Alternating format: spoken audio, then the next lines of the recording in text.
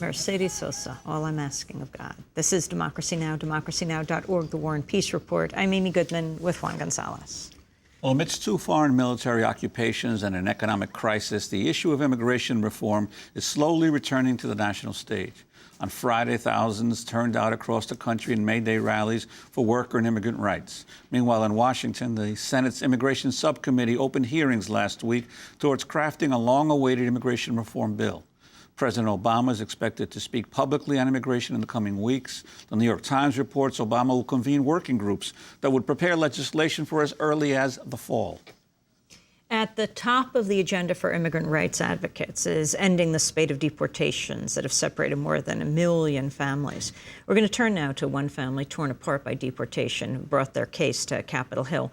Last November, Maria Guadalupe Zamudio, a Mexican national with temporary immigration status, was deported after trying to apply for permanent residency. She was banned from the U.S. for 10 to 20 years. Her 3 children, aged 9 to 12, are all U.S. citizens. Well, last Thursday, they joined their aunt and uncle to make a 20-hour drive from Worthington, Minnesota, to Washington, D.C. They've each written letters to President Obama asking him to let their mother return. We're going to go now to Washington, D.C., where we're joined by Gerardo Zamudio, Maria Zamudio's oldest son. He's 12 years old. We're also joined by Mariano Espinosa, the executive director of the Minnesota Immigration Freedom Network, who's gone to Washington, D.C. to join the Zamudio family. We want to begin right now with Gerardo. Gerardo, why are you in Washington?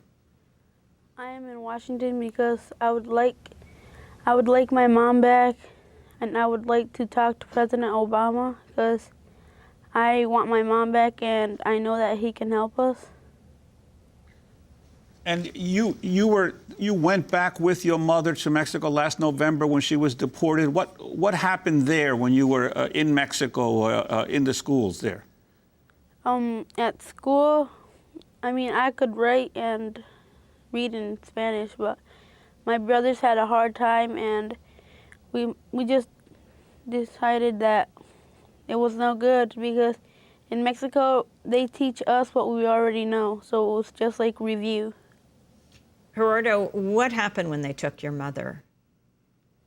Well, when they took my mother, we were all very sad, and well, we all thought it wasn't fair because we didn't have our mother, and right now we think it's still not fair because now we don't have our mother or our father.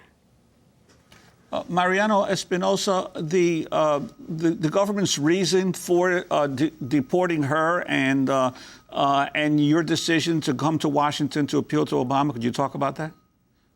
Yes. This family reflects the bad policies that we have in place. Guadalupe was a legal resident in this country, and the day she was trying to become a permanent resident of the United States, was detained, and 5 days later she was deported. She had actually gone to the immigration office?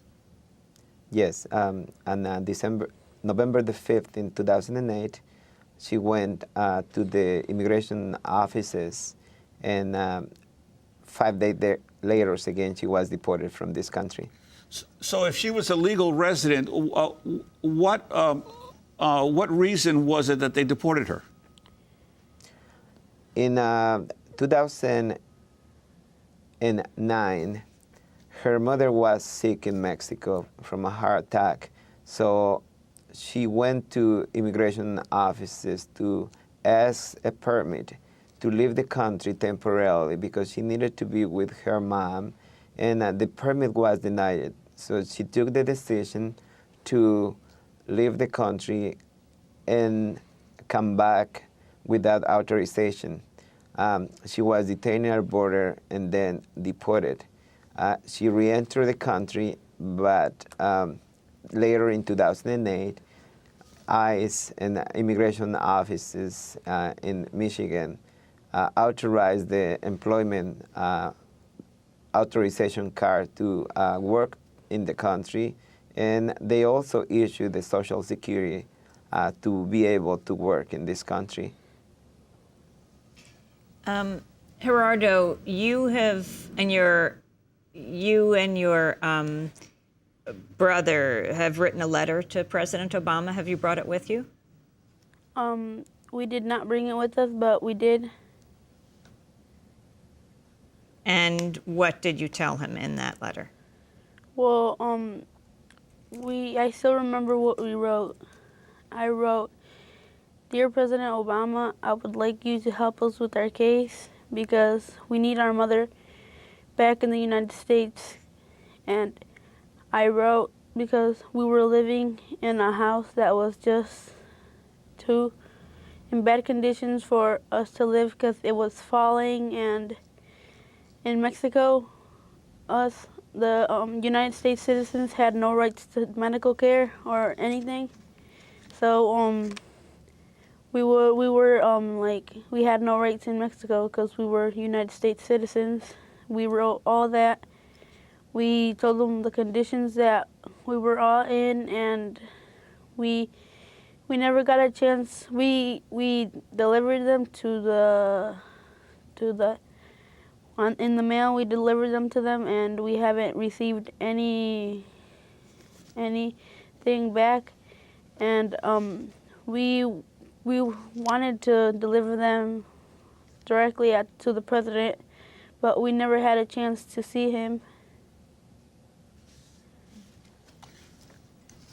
And Mariano Espinosa, we just have a few seconds left. Could you tell us how extensive is this problem of children being separated when their parents are being deported or face deportation?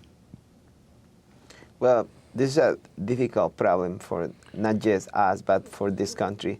When we have this opportunity to rebuild America, we have to make sure that Gerardo is reunited with his mom.